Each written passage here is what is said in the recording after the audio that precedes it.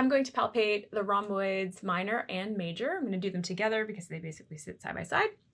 So the medial attachment for both is along the spinous processes. So the rhomboids minor attaches to C7 and T1 spinous processes, and rhomboids major attaches to T2 through T5 spinous processes.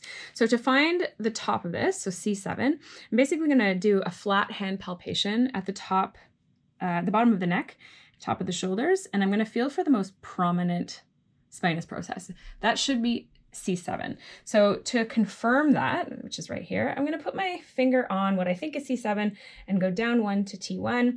And then what I'm going to do is I'm going to take my client's head and just passively rotate it back and forth.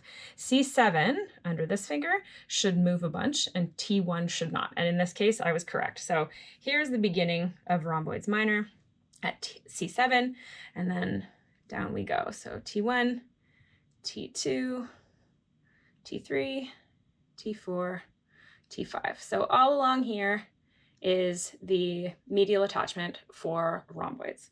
Then the lateral attachment for the rhomboids, both of them, is going to be all along the medial border of the scapula.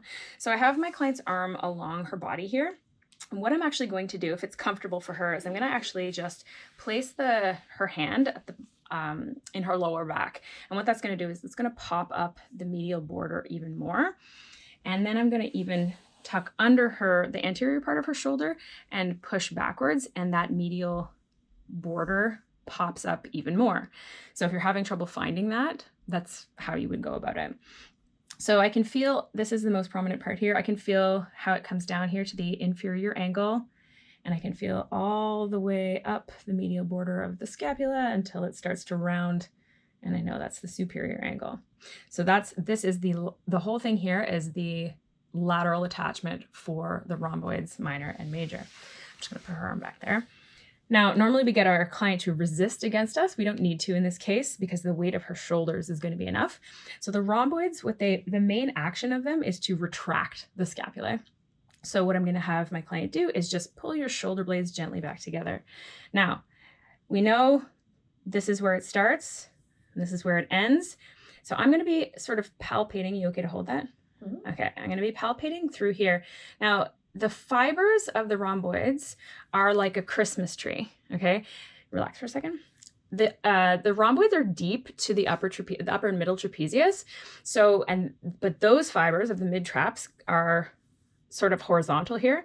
So what I'm looking for is fibers that are going in sort of this Christmas tree oblique sort of pattern. So I'll get you to do that again for me.